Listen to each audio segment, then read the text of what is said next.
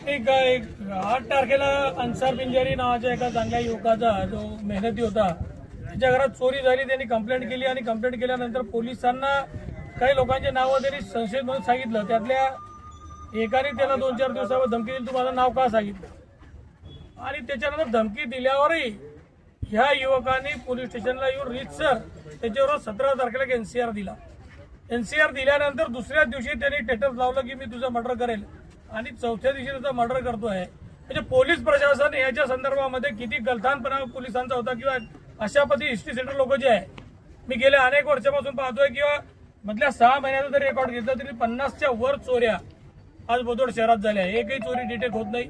चोरी झालेला माणूस जातो, सांगतो, समजून सांगतो, तिथे जातो, त्याची चोरी दाखल करायची पोलीस तसदी घेत नाही।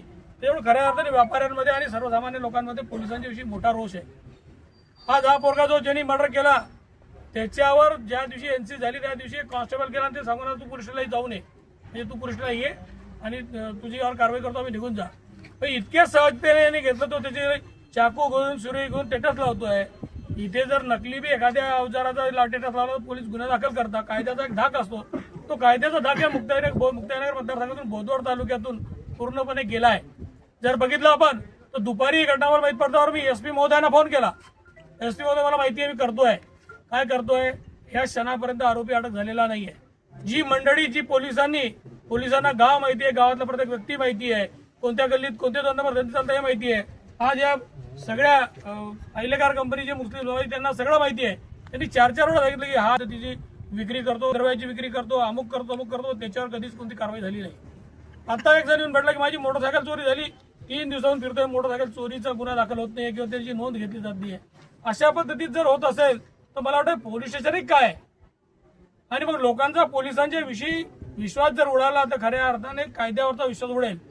आज या सरकारच्या माध्यमातून कायदा कठोर अंमलबजावणी करत असताना सामान्य माणसाला निर्भय वातावरण निर्माण व्हावं अशा पद्धतीची एक पोलिसांच्या माध्यमातून आपण मेसेज केला पाहिजे पाहतो। पण या बोदवड तालुक्यामध्ये इतकी निंदनीय अवस्था होत असेल तर मला असं वाटतं की चुकीचं आहे आणि आज या घटनेचा निषेध म्हणून खऱ्या अर्थाने या लोकांवर कारवाई होणे अपेक्षित आहे। पण इथे एसपी महोदयांनी किमान बोदवड तालुका 50 गावांचा तालुका एक मोठं शहर आहे, नगरपालिका शहर आहे, एक एपीआय काम करतोय, मोजके कॉन्स्टेबल काम करताय, अनेक चोऱ्या होत आहे। पीएसआय जे आहे ते महिन्याभराहून सीकवर गेलेले आहे, त्या पीएसआयच्या जागी दुसरा अधिकारी देण्याची तसदी मुळीच घेण्यात आलेली नाही। पुरेसं मनुष्यबळ नसेल तर कायदा सुव्यवस्था कशी राखली जाईल। अनेक कार्यक्रम अनेक उपक्रम आपल्याकडे सगळ्या समाजाच्या माध्यमातून असतात, त्याच्यावर पोलीस कसे बंदोबस्त ठेवतील।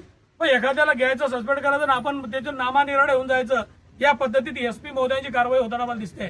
जिल्ह्यामध्ये नुसते मर्डरचा ऊत आलाय, कायदा सुव्यवस्था केली आहे, तुम्ही कोणत्याही टपरीवर गेलात तर कुठेही गुटखा पडून जातो, सगळीकडे 2 नंबर धंद्याचा ऊत आलाय। पण पोलिसांना काय पाहिजे, पोलिसांची कारवाई काय आहे, पोलिसांचा धाक कोणाकडे आहे। मग पोलीस आणि हे मिळून जर सगळं चाललं असेल तर मग आम्ही आमची सुरक्षा स्वतःही करू शकतो।